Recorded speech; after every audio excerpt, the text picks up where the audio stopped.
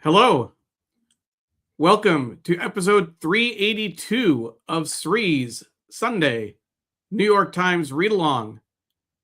It's December 21st. It's our last show of 2025, and we've got a good one.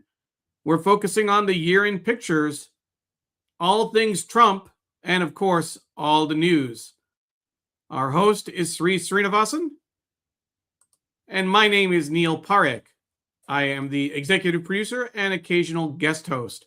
We are live on Facebook, Twitter, LinkedIn, YouTube, Instagram, and our Digimentors website. Please like, comment, share, retweet, do all the things that you do on social media to make sure people find the show. Thank you to everyone watching on replay. We know that a number of people are not up or 8:30 a.m. Eastern time on Sunday mornings, much less earlier on the Pacific Coast, on the West Coast. But we appreciate everyone who comes back to watch the show. As I mentioned, we have the Year in Pictures from the New York Times, their annual piece, and we're looking forward to it. You can download a PDF of the Year in Pictures from our website, digimentors.group/NYTReadalong. Go to our website, find today's show, and download the PDF. It's worth taking a look at to see what the print layout looks like. We always think that's interesting. We also want to give a quick shout out to our sponsors, Muck and Graphic History Company. Thank you for all of your support. And of course, the show is produced by Digimentors, the consulting firm that Sree set up with his longtime colleague, Andrew Lee. And I'm proud to be a vice president of events and communications at Digimentors. We do digital marketing, events and digital programs like this one, strategic communications, trainings, and workshops. We also help with staffing and recruiting. We're also doing a lot of work around AI. Let us know where you're watching from in the comments. And of course, if you're watching on Facebook, make sure you press play on the video so that we see your comments if you put them on. We will be bringing on Sree in just a moment to welcome him back. We've been alternating almost a little bit. He was gone the last 2 weeks. He's back this week. And then, of course, we'll be taking a few weeks off for the holidays. So with that, let's welcome our host, Sree Srinivasan. Sree. Hi, Neil, and hello, everyone. Good morning. It's a beautiful day in New York City. I'm just going to show everyone the UN. That's the UN headquarters right there, and the East River. It's about 3 degrees Celsius, about 35 degrees Fahrenheit, but it looks so beautiful. I am back in New York City after a week away teaching journalism at Lewis University, which is in Rome, and they have a fantastic international master's degree in journalism and communication, electronic communication, and it's taught in English, and it's a great gateway to Italy, Europe, and the world. And it's very different from the US, as you can imagine. And by the way, for the last week, I've been just hearing from non-Americans about what they think about America, and that's been something, as you can imagine. And so I'm trying to explain what's happening here is so difficult. Another thing everyone's interested in overseas is Zoran Mamdani. And so we had a lot of conversations about him and whether he can live up to everything. We also joked, of course, that his last name, Mamdani, sounds a little Italian, but it isn't. We have some great people, as always, getting up early or wherever they are in the world, watching with us. So we want to say hello. I want to say hi to Ken Fisher, who's watching from East Central Iowa. Thank you, Ken, for being here. Diane is watching from a sunny part of South Jersey. Welcome. Jonathan, always watching from the East Village, and says happy holidays. We can also say Merry Christmas, Happy New Year, Happy Kwanzaa, Happy Hanukkah. We can say all of those things. Trump somehow thinks that you were not able to say Merry Christmas all of these years, which of course we could. And I want you, Neil, to say hello to this person. Good morning from Tampa, Florida. Beautiful weather in Tampa, says my mom, Sudha Parekh. Hi, Mom. How are you doing? We've talked a few times this week, Sree. It's not just the Sunday morning hello. I just want to make sure people know about that. And my sister is actually visiting Tampa as well. So I don't know if she got in late last night. I don't know if she's going to be watching this morning. But I want to say hi. And Mom, I hope that you're doing better from the little dust up you had earlier in the week. So she had a little bit of not a car accident, but a little bit of a breaking and a little bruising. But she's doing well, which is good. Auntie, cheering for you. We hope you're okay, and we'll do even better. Jonathan says he usually says happy Christmas. Okay, happy Christmas to you, Jonathan. Mary C. Curtis, longtime friend of this show, who's been on many times, and I think, Neil, in the new year we should have her back if she's willing to join us, just to catch up on what a crazy year it's been. She says, love sharing this holiday show with good friends from Charlotte, North Yes. Carolina. Check out her columns and her posts as well, please. And Stephen Kaplan's watching. Good morning. I never miss the year-end pictures read along. I still remember the year pre-pandemic when we were at the Museum of the City of New York and went over all the phenomenal pictures that year. That's right. In 2019, December, before we knew the world would be changing, we all got together at the Museum of the City of New York, and we had a wonderful time reading the newspaper, walking through the exhibits there. It was just a fantastic day. We had no idea how much we would miss opportunities to do things like that very quickly after that. We have a lot to talk about, folks. There's so much happening in the news. There's so much news out of DC. I'm in the midst of just writing up my newsletter for the year end. And I want to just remind everyone that the newsletter is at Substack. It's sreenet.substack.com. Last week, I wrote what was really a depressing piece to write. Forget visiting the USA as a tourist. There are countries that actually want you to visit, so go there instead. Tourists, Neil, bring $200 billion plus to the US economy, and everything Trump's doing, from asking for 5 years of social media background, even for people who don't need visas, to checking people's health, diabetes, obesity ratings, etc. All of this is going to cause people not to want to come here. And I'm telling them, don't come unless you have real business to do here. What do you think, Neil? Well, I was going to ask you about the golden visa that Trump is pushing, which I can't remember. Was it 100,000 or $1 million? I think it's 5 million. It might be, or it might 5 be million $5 or something. million. Yeah, there are already ways in which you can give upwards of $1 million or more to create a business. You have to kind of invest in order to create a business that employs at least 10 Americans, and then you get a green card and a path to citizenship.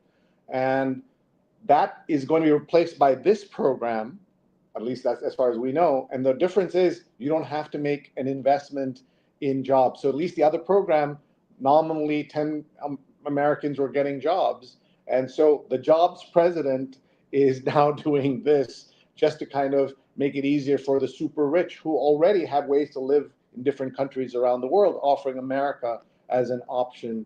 And so I am not happy at all, as you can generally tell. But I hope folks will check out the Substack. It's at sreenet.substack.com. And I'm in the process of writing this week's, which is look back at the year and a look ahead at the year of what we can expect. Do we really know? Of course we don't. And that's the reality of how things are in this particular year. It's also upsetting, Neil, and problematic. But let's say hello to other folks. John Lee is watching. Greetings, John, and everyone check out his podcast.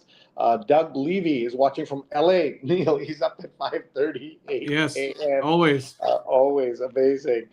Patricia is saying grace and greetings from New York. Thank you. You're all part of our Read Along family, and we're so grateful to all of you for being part of that family. And speaking of family, my father, T.P. Srinivasan, is watching from Kerala in India. I can't always tell exactly where he is because he travels much more than I do. and is very busy with lectures and his own TV. He has a real TV show on a real network, the largest Kerala-based network in the world, and he is doing interviews and all of these things. So thank you. And by the way, the word Monu means son. So he's saying that's what he calls me. So thanks, Acha is what I call him. Thanks for being with us as always. And Neil, as he does, is going into the different channels we're on. We're on LinkedIn, Twitter, Facebook, YouTube, etc., and is able to annotate the conversation. So you can find links as we're talking. Here's his LinkedIn, here's the Facebook. So if you're in any of those channels, you can see his notes coming in. Mary's last column spoke of the dangers when we judge entire groups by the actions or supposed actions of a few. Wonder if certain countries can be barred from the World Cup in the US. That's a great point. Thank you, Interesting. Mary. That's interesting. One of the things I was going to say, Sree, is I think it was last week we heard the news that the Seattle Pride game in June, they scheduled a Pride game on the World Cup without knowing who the teams are going to be, which nations are going to be playing. Then they did the draw, and the two countries that were randomly picked for that game, Egypt and Iran. Two very incredibly homophobic. Being gay is a crime. Just can't imagine what that's going to be like. The pros and cons of going forward with that game as the Pride game. That'll be interesting to see. And some of these countries, as Mary says, I haven't checked the list of the original. There were the original banned country or countries with restricted travel, and now they've added many more countries to that. So I think it's up to 30 now. Tourism is something like the 6th largest industry in the U.S. Yet conservatives in general and the GOP in particular has never done anything to encourage it and frequently do things to undermine it. So he's saying there's a little bit of history here on that. I thought they were pro-tourism, especially in places like Vegas, where Trump's no tax on tips policy, I think, won him a lot of support. And tourism, of course, is very big there. Folks, keep sending in your comments. Tell us where you're watching from. Tell us what you're doing on this Sunday. And we have Pradnya watching as well from Silver Spring. We want to get to the paper, but we do want to say hi to Ellen watching from the Upper East Side. And Pradnya says that Jonathan is very British if he says Happy Christmas, and then he says yes, a Britishism, but once used in New England as well, or one used in New England as well. So I did not know that. See, we're learning so much. And Ted is watching on YouTube from Washington, D.C., home now of the Trump Kennedy Center, one of the horrifying things that have happened this year. Any one of these things would have been global news and a global scandal, but there are so many of these things that we just move on because there's just no time to discuss or process any of this because the next horrible thing comes along. So I think, Neil, we're ready to look at the paper, and I want to just show everyone what a beautiful day it is out there. Though it is cold, it's about 35 degrees Fahrenheit and 3 degrees Celsius here, but this blue sky is just amazing. That's the UN, the tall building, UN headquarters. That's the East River. That's Long Island City over there, and that's Roosevelt Island right in the middle.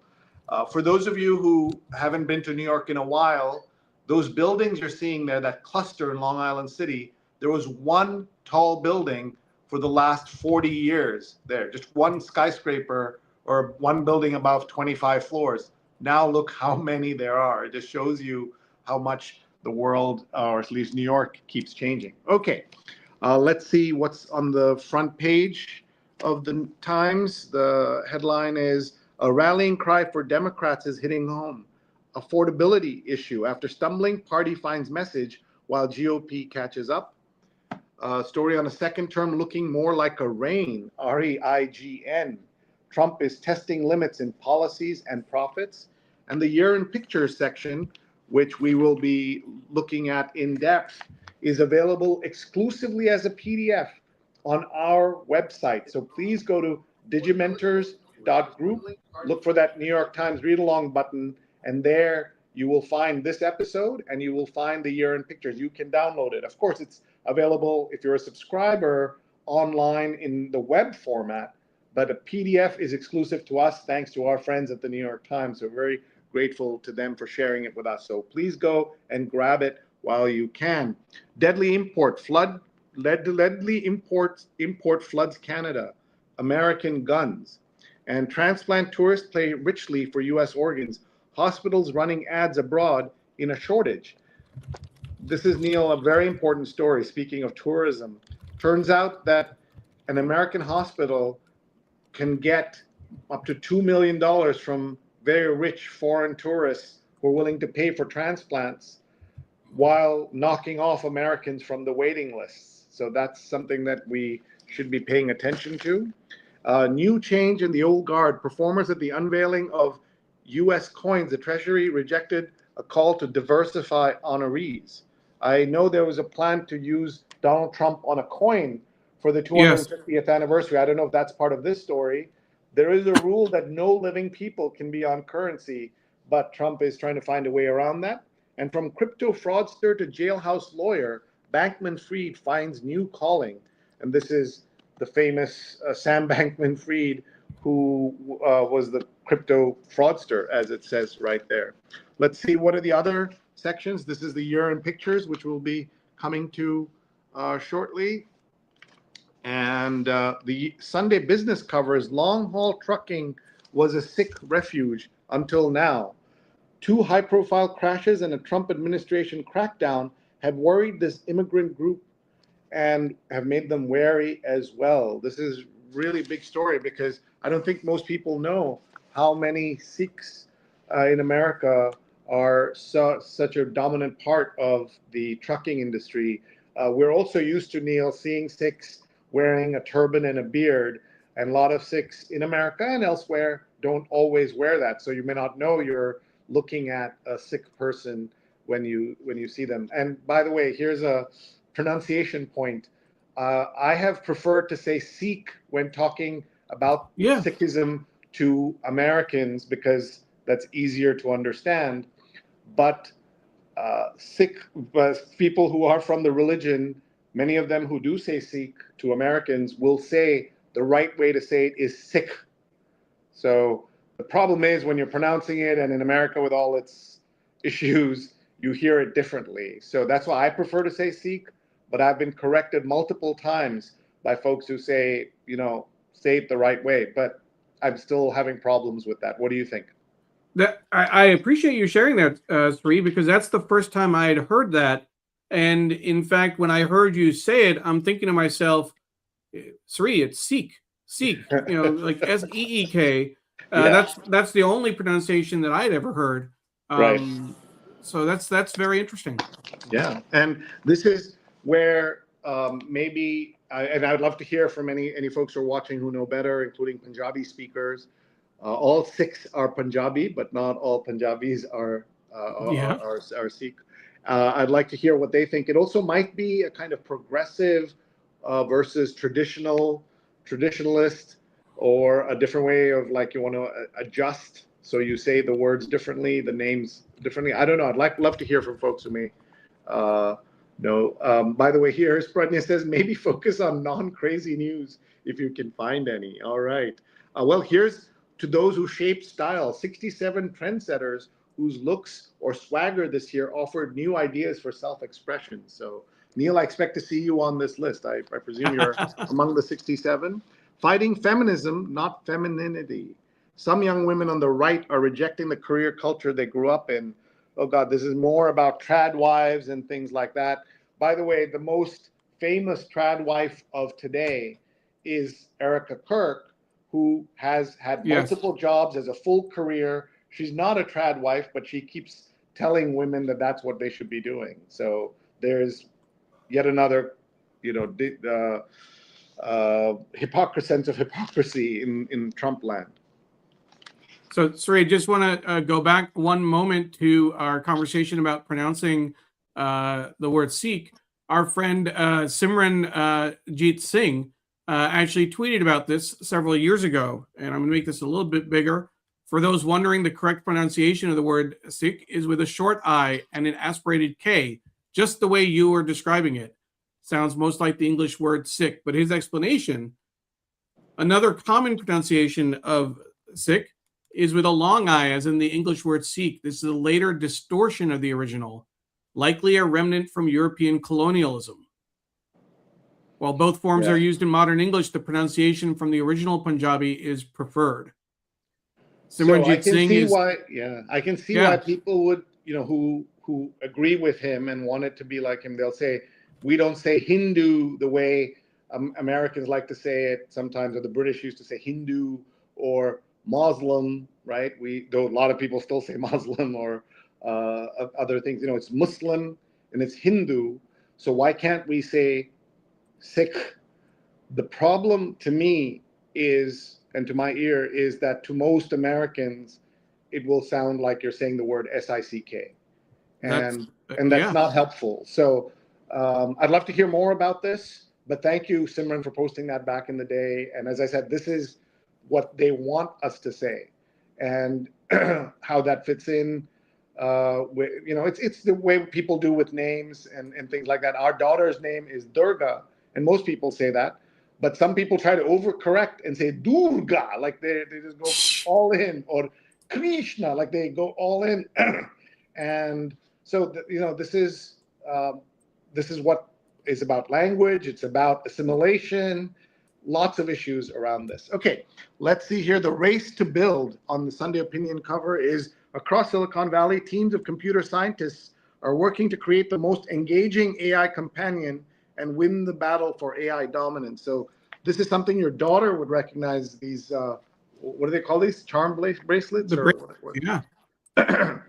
I heart ChatGPT, Agent Era, AI Bestie, Fine Tune Me, Team Claude, Big LLM Energy, Gemini Forever, Prompt Queen, The World's BFF by Stephen Witt. Okay, that sounds interesting. And there are so many options with AI, right? It's hard to kind of keep track of all of them.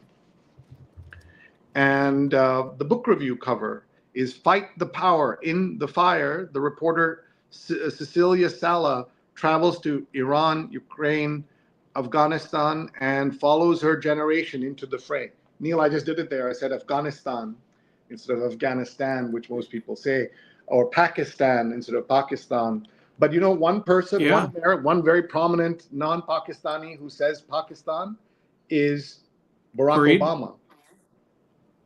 Barack. Fareed too, but Barack, because he had a Pakistani roommate. So he says Pakistan instead of Pakistan, which the only time it's ever said that way from the podium of the White House. All right, that's the book review.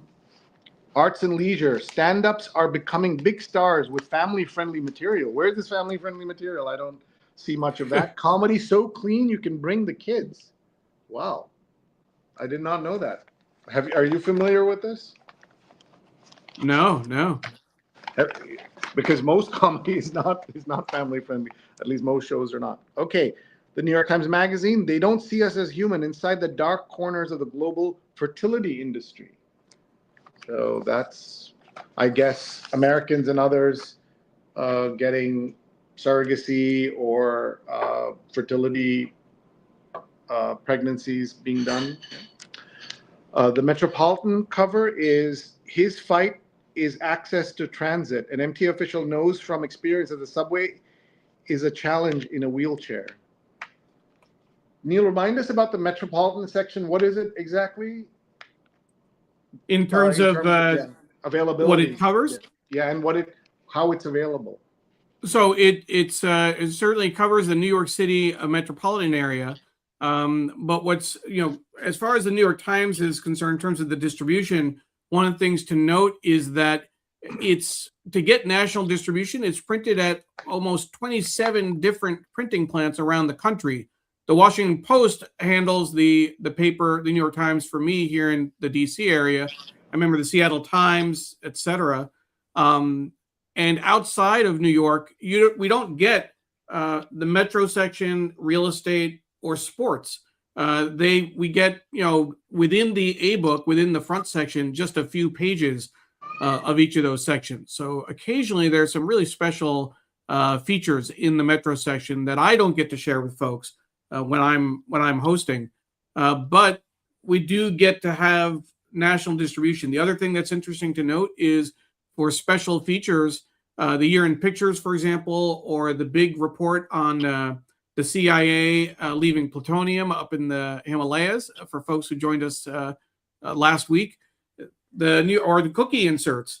The New York Times has to send those 10 days in advance to the plants across the country, the printing plants, to make sure they can get inserted. Either they get sent and they get printed locally, or in some cases, if I'm not mistaken, some things can only be printed at the College Point printing plant, particularly the big gatefold inserts, the cookie inserts, etc. Those are printed in New York and then shipped by truck across the country, so they can be inserted into each paper. Sounds so unlikely, Neil, considering that we live in such a digital world that they have to ship things like that. Well, that's because of College Point, because the printing press is so incredible there. And we've had 2 tours live on camera. When we met Mike Connors, the production manager there, it was so much fun to do a read along, not on a Sunday, and to do it from there.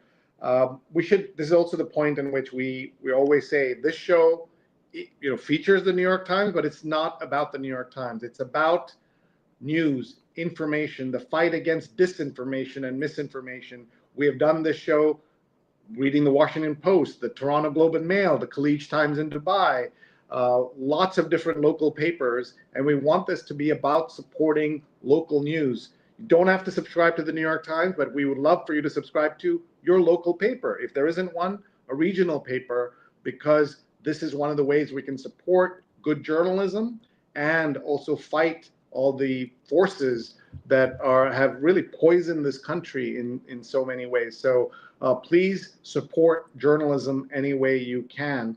And we both subscribe to the print New York Times, and that's why we do it this way. It's the easiest thing for us to do on a Sunday morning, but we want to do more with other papers as well. I want to give a quick shout out to a friend, longtime viewer, Mark Lee, watching from Durham, North Carolina on Instagram. Mark, it's been a while since we've had you comment on the show. Thank you for saying hi. And he says his comment was Trump is very scary, which I certainly agree with that. There's a lot that we're going to cover as far as Trump is concerned this week. I mean, if you go back, Sree, there were his comments around Rob Reiner's murder. His post was just crazy. There was his speech, which was, maybe even, I don't know if it was crazier. And then you mentioned at the top of the show, changing the name of the building to the Trump Kennedy Performing Arts Center. And the next day, they actually put his name on the building. Forget about an act of Congress. Forget about the niceties. And I thought my favorite post on that was Kerry Kennedy saying that she looks forward to going out there in 3 years and 1 month with a pickaxe and a union card to take down those letters. Yeah, on top of everything else, the grammar is wrong. It now says the Donald J. Trump, the John F. Kennedy Center. So that doesn't make any sense. By the way, one of their excuses for this is that the board unanimously chose this. This is obviously board stuffed with his sycophants, but it wasn't unanimous. One of the folks on there who has come out and said that whenever anybody opposed to the motion wanted to speak, they would just mute her, and she was not allowed to say anything. So that's one way to get unanimity, if you just don't let anybody speak. And like right now, I could mute you, Neil, and just keep saying, Neil agrees with everything I say. And that's just exactly what they did. But we're kidding around here. They're doing it in a way that affects the entire country and beyond. We want to, before we go to the rest of the paper, I just want to go back to our conversation about the pronunciation of the religion Sikhism and trying to understand. So the discussion has been many folks who follow the religion have asked us to say Sikh instead of Sikh. And here's what Jonathan says. I've heard of the preferred pronunciation as Sikh before, but doesn't seem to have reached critical mass yet. Patricia says she pronounces it Sikh. Pragna says Americans can adjust their hearing and thinking, so she wants us to follow the right way. Miriam says it's hi from Hell's Kitchen. Jay is watching from DC. Thank you, Jay, for being here and watching on Facebook. Our dear friend Paula Kiger is watching from Tallahassee. She's got the Santa avatar. Love the hat. Long-time producer. Yes. Long-time producer of the show. Yeah. And Pragna says she's already committed to join Kerry Kennedy to join her with tools and a union card. And one of my favorite things about the Kennedys and the Trump, somebody put up a picture of the Kennedys and it said Camelot, and then showed the Trumps, it said Scamalot. So I thought that works. True. And Mary says the lack of humanity, of empathy that is becoming normalized is so disturbing. I completely agree that that's one of our biggest problems and something that we all have to pay attention to. So before we go back into the paper, let's just look at this section here. The real estate cover is not just another super tall. JP Morgan Chase's new global headquarters on Park Avenue stands out on the skyline with its dynamic LED lights display. So here you can see they're doing something for King Charles's 77th birthday. And this is actually right, I see this from my bedroom, but it's right outside on just near Grand Central Station, if you know where that is, if you're watching and you're familiar with New York. So this is the real estate section. So let's go back and let's see what are the news items we should be talking about. Sorry. Oh, there you go. And the main headline is about affordability. Neil, what do you find when you're out shopping, doing the groceries? Do you find prices high? To me, some things are lower than they were before the elections last year, such as eggs. But I don't shop for gas. I don't shop for other things, so I don't know. But I see other things like yogurt, really sky-high pricing. I think that for us at least, the way that we measure that, because we're in the middle of a kitchen renovation, we're eating out a lot more than groceries. It's a little challenging to cook when you don't have a proper kitchen. But eating out has gone up tremendously. Just not just in the last year, but over the last several years. And so I think that the interesting thing for me is more around not just in terms of the personal experience, but again, what the political discourse is like. One of the charts that I saw online is how, and I think this might be in the Times, this might be in the paper. Yeah, it is. If you turn when you get to the inside of the paper, that lead story about affordability shows how the Democrats have been talking about it much more frequently just in the last 2 months, not even in the last 3-4 months. The chart that they feature is that between June and October, there are only 15 mentions in congressional emails, the newsletters they send out. And in November and December, that went up to 70.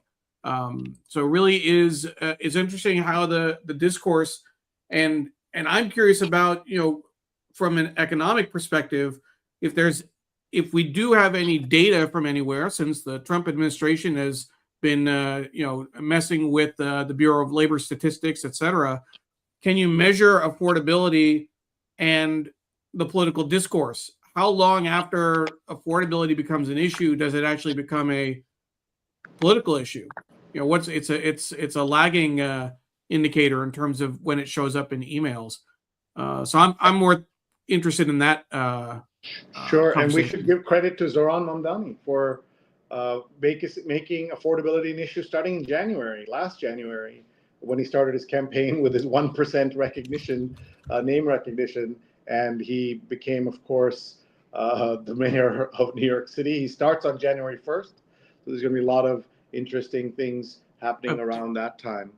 I would actually a yes on Zoran Mamdani, but I would go back to 2019 and Jimmy McMillan. The rent is too damn high. That's when we started this conversation. We just haven't finished it. Yeah, I still remember him. Second term looking more like a reign. REIGN. Trump is testing limits in policies and profits. By the way, why I'm spelling it out is we are now an audio podcast as well. People have been asking for this for 10 years of our show. People have said, do you have an audio podcast? And now we do, both on Spotify as well as on Apple Podcasts. Please search for Sree Sunday New York Times Read Along, and we would love to have you follow us there, give us a like, give us a rating. All of that stuff helps get us discovered by other people as well. So it's now a crisp 1 hour show, and it's an audio as well. So we try to do this, Neil. The way I make an excuse is that Rachel Maddow's show does very well as an audio podcast, and 60 Minutes for decades, it may still be doing it. It used to run an audio simulcast on the radio. And if you were traveling for the weekend and weren't home by 7 p.m. Sunday night to watch TV, you could just listen to some 60 Minutes on the radio. And it was something I've done so many times over the years. Let's see here. This is the Year in Pictures. Remember, we have an exclusive Year in Pictures document for all of you. The PDF is available, so please grab that from the digimentors.group. Look for the New York Times Read Along button and look for today's show. Grab that. You'll want to keep it. It's a beautiful PDF of the section. Deadly import floods Canada, American guns. And so that's obviously an American export. Transplant tourists pay richly for U.S. organs. Hospitals running ads abroad in a shortage. So while we don't have enough organs for Americans who need them, we are advertising overseas because it's more profitable to get foreign tourists. Heart transplant patients in the U.S. typically spend months waiting for a donated organ, but Kayoko Hira was not a typical patient. Mrs. Hira, the wife of a hotel magnate in Japan, flew to the U.S. in September 2021, went to the University of Chicago Medical Center, and within days got a new heart from an American teenager who had died. Soon after, the New York Times found a charity run by her husband made a donation to a nonprofit group led by the heart surgeon's wife. It was the only time the charity has ever given money to an American institution, according to the website. More than 100,000 people in the U.S. are in need of a transplant. So this is where the American healthcare system, which is already in so much trouble and is broken in so many ways, prioritizing this, I think, is totally unacceptable. We complain a lot here about the Trump administration. This is not about the Trump administration. This is about the way late-stage capitalism works, and something that we should be paying attention to. Let's see some comments coming in. Jay says it's a travesty that the names of the memorials aren't protected from such unhinged actions. They are protected, but the protectee is Congress. If Congress is not willing to do anything, then they can do whatever they want. Sujana, Dr. Chandrasekhar says, I was just pointing out those lights from the JP Morgan Chase building to the family last night. Their building is right next to her office. She's a great ENT surgeon, folks. If you need one in New York, you know where to go. Pradnya says, next up, the Trump-Lincoln Memorial. I mean, Trump did end the Civil War, right? And Jonathan says, eating out is more expensive in New York as well. Mid-price restaurants are becoming rarer and rarer. Thank you for pointing that out. Pradnya says, oh, good, let's pervert philanthropy in the process as well. She's talking about this story about transplant tourists. Okay, New Change and the Old Guard, about the Treasury rejected a call to diversify honorees. And from crypto fraudster to jailhouse lawyer, Brankman Fried finds a new calling. This reminds me a little, Neil, of one of my favorite movies. It's The Shawshank Redemption. I don't know if you've seen that, but I'm obsessed with that film. It's the number one, it's rated number one on IMDb's list of 250 greatest movies of all time, ahead of The Godfather and other films like that. And in it, Andy Dufresne, the character who's played by Tim Robbins, is a convicted murderer who turns into a jailhouse tax accountant, I think, more than a lawyer. Maybe he's a lawyer also. Yeah, he's a lawyer, but he does a lot of tax work, I remember. But I've seen that movie, I don't know, 20 times. Any other Shawshank fans here? Here to help. How to avoid an Airbnb disappointment. Shawshank is brilliant, says Sujana Chandrasekhar. You were looking down, Sree, but wanted to make sure you saw that. Thank you. How to avoid Airbnb disappointment. Search to get a sense of the area, read between the lines, dig into the reviews, salvage what you can. And Airbnb's algorithm prioritizes review the platform thinks you want to see, but users can filter reviews by their preferences and should read beyond the starred rankings. I later discovered a few 5-star reviews for our main listing that included complaints about lack of cleanliness, uncomfortably hot bedrooms, and failure to provide basic amenities. And they've got 5-star reviews. So that's problematic. Here's a quote from that story.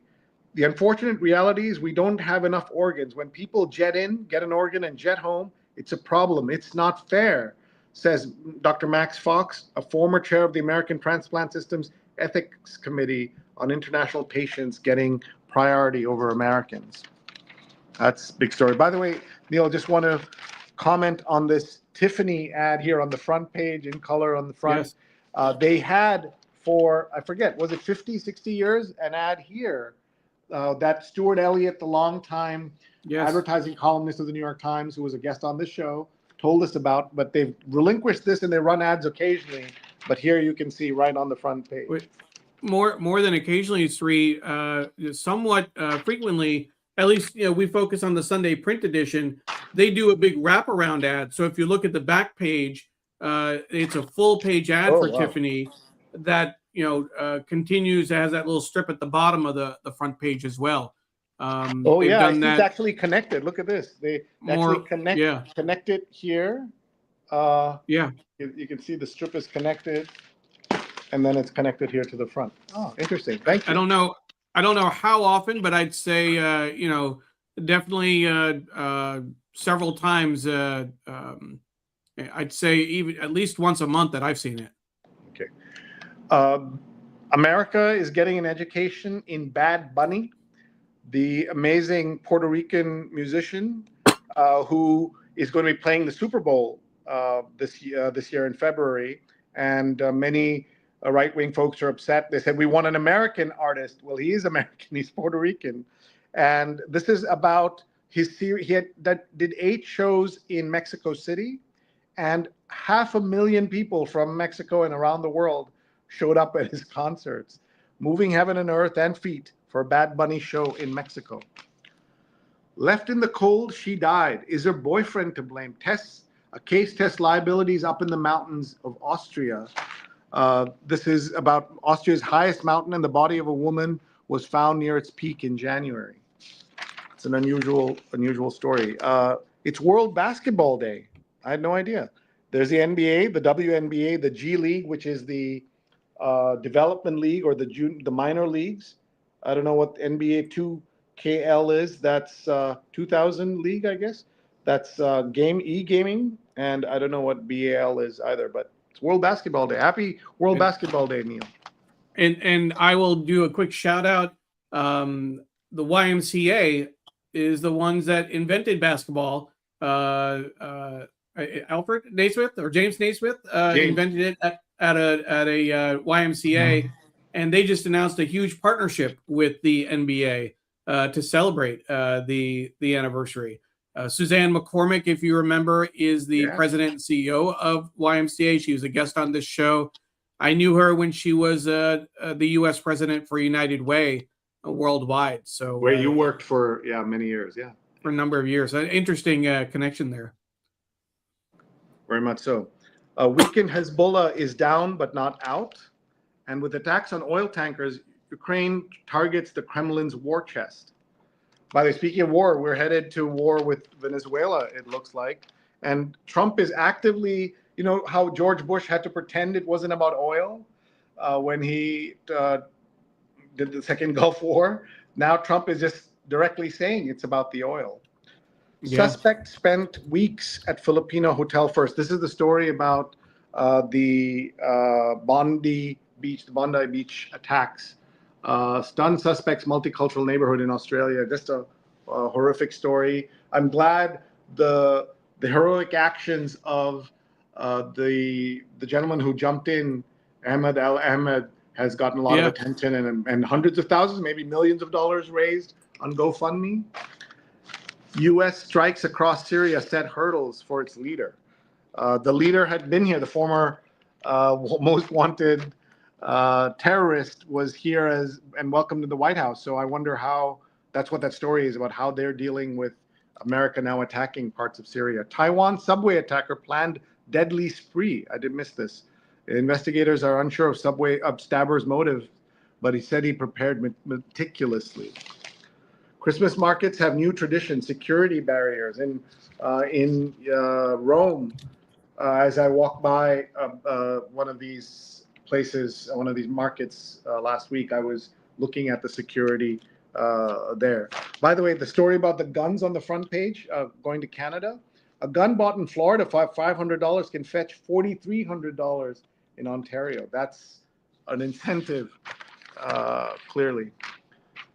A Kenyan system exploited these working women and more like them. A year-long investigation by the Times of how and why officials looked the other way. And these are women sent overseas to Saudi Arabia and other countries. And they kind of look away even though they're being exploited and assaulted and attacked. On edge over rejection of anniversary coin designs. Pilgrims and presidents chosen over suffragists and civil rights figures. And the Treasury Secretary spurned a committee's recommendation to honor civil rights figures such as Ruby Bridges, left, and Martin Luther King Jr. Items featuring both were on sale at the Constitution Center's shop. Helping families keep their land and serve the environment. That's a good story. And a tribe bridges a gap for electric vehicles. I think this is a good series they're doing, Neil. 50 states, 50 fixes. This is North Dakota. I think it would be great once they're done with the 50 states to do one of their special sections so that people, it could be a book. Could be a book. Some good ideas there as well. All right, let's pick up the pace here if we have to finish. Yeah. In we want to get the year in pictures. Yes, the year of course. in pictures in. So we're going to drop this and move to the year in pictures. Thank you, Neil. Let me find the year in pictures. We have a couple of comments as you're bringing it up. Sure. Sujana said she sent the PDF to her parents in India. She's sure her father is jonesing for his New York Times. So glad that we can share that with you. How do we get it, Neil? Remind us. You can get it from our website. If you go to digimentors.group/NYTReadalong, look for today's show, and you'll find a link to the PDF. A note for folks, the PDF is rather large. It was like 120 megabytes before I reduced it. I put it on Google Drive so it's easier for people to get to. So there's a link from our website, and you can download it. John Lee says, and we should make a little time for this, Sree. When we talk to the year in pictures, we should also make sure to reference the Vanity Fair White House portraits. I have those teed up just to take a quick look before we I'll navigate, Neil. You talk us through this. Sure. So the year in pictures is incredible. It's actually a little harder to see online, Sree, for me, but it's an annual piece. And we've actually had a couple of years ago, we had Tanner Curtis join us on the show, one of the editors, to talk us through the process of how they chose the pictures. And, that's an 8-month process. They're whittling down and I'm sure there's an editor's note from tens of thousands of pictures. They kind of organize it by time of year. And many of them are familiar pictures. Certainly the events will be familiar. This the one, for meeting example. with Mamdani and Trump. No, Zelensky and Trump, of course. I'm sure Mamdani and Trump is in there as well in November. But some of these pictures are so poignant, and they evoke whether it's the war in Ukraine, whether it's natural disasters. It really serves as a record for the year, a photographic record. I know that our friend Stephen Kaplan, who was an editor, photo editor at the Times, appreciates this special. This is a shot from Congress. I'm going to guess that's the State of the Union.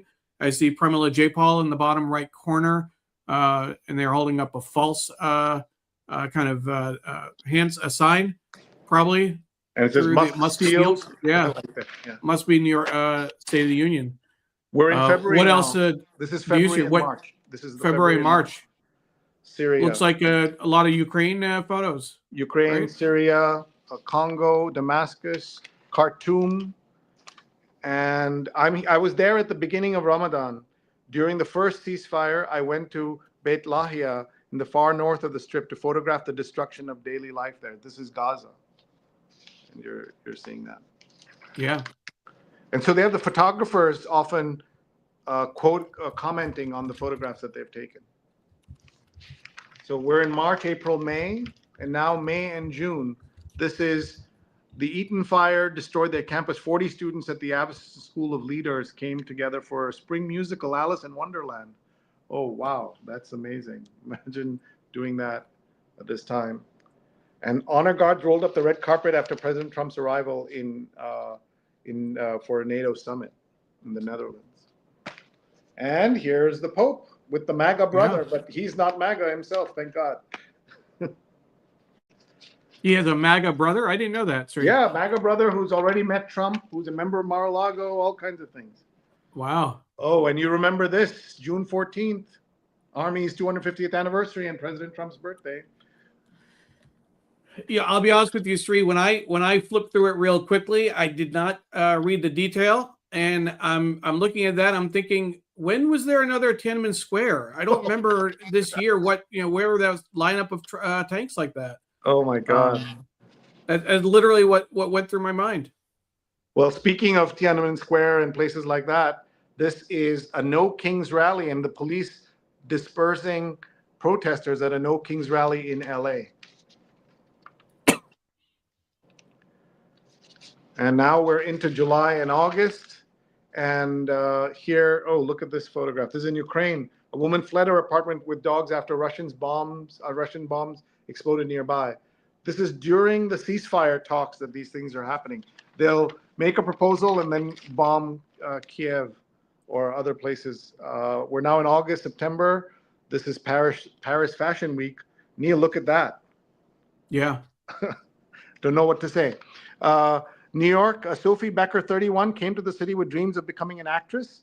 She's become a ventriloquist with her dummies Ronnie, pictured, and Jerry. And these two cute girls are looking over at this. This is about Sophie Becker, the actress turned ventriloquist. This is the Charlie Kirk story and the confusion and aftermath after the shooting at Utah Valley University. Ken And Fisher says, sorry, some of the pictures are events I wish to forget. Certainly. Absolutely. Here's the museum, the Louvre jewelry heist. It was sort of like a comedy, but of course serious. And here's the Mamdani picture. Wow. He's an extremely energetic candidate and is known for that giant smile. And this is a rally on October 26th, just before the election. September and October, the Army, the Pentagon brought back generals, 400 generals from around the world, and then told them many of them are too fat and other criticism. Neil, you have to laugh because otherwise you will cry all year. That's the problem. Yeah, right. Yeah. agents used tear gas on an immigration enforcement operation in the south side of Chicago. And this is happening not far from where you live. Yeah, the East Wing. That was a comment I shared with Jay in the comments. She was saying earlier, she can't believe that the Kennedy Center and others can be defaced the way they are. Well, look at the East Wing of the White House. Nothing stopping this current administration. That's a good metaphor, actually. The East Wing of the White House and America in general. It's a great metaphor for what we're dealing with. And the back cover is Vatican City, an array of Catholic prelates in brilliant red robes lined up alongside heads of state, royals, and crowds of the faithful at the funeral of Pope Francis, the first South American pontiff. And then soon after, we had Pope Leo take his place. Yeah. That's great. And it's interesting, the Mamdani picture was didn't make the cut this year. The one with Trump, yeah, because they had Trump. that other really big picture, so I think they went with that. Pope Leo is also, I believe, a baseball fan. He is. He's a White Sox fan somehow. First one in 2,000 years. Right. So real quickly, Sree, I want to show those Vanity Fair pictures because they definitely were interesting, and we'll make it work a little bit bigger. Let's see if we can make that bigger on the screen. I want to make sure we don't cut it off. That's Susie Wiles. These are close photos, close portraits that were taken and that got some criticism. But this is the photographer. I mean, look at that picture of J.D. Vance. This is from the Vanity Fair website. The way that we're showing it. Stephen Miller and Dan Scavino. Interesting side view. And then a couple other pictures from the shoot as well. Do they have that like the family portrait of all of them sitting at the table? Do you have that? They do. They have that at the very top. I skipped over that, but that's so there was a great Twitter line where someone said, "This looks like a terrible law firm that fakes accident victims for bus, for bus tragedies or something, like a law firm you would never want to go to." And from left is Catherine Levitt, J.D. Carolyn Vance. Levitt. Yeah. Sorry, Carolyn. Thank you, Carolyn Levitt, J.D. Vance, Marco Rubio. I guess that's Scavino, Susan Wiles, and who's that up on the upper next to Miller? Susie Wiles. I don't know who the other folks are. Let me. That's Scavino above Susan Wiles, and then there's no caption on the photo. And then of course Stephen Miller, who his own uncle told us, wrote in 2018, I believe, that his nephew's policies, if they had been in place when during World War II, his family would have been erased because they came here as refugees and immigrants. And Stephen Miller doesn't believe that we should give those same opportunities to other people. And definitely one of the most influential people in the U.S. Right now. All right, as we wrap up. Go ahead. Sorry, Sree. I just wanted to also share some of the the comments that we're getting from Instagram.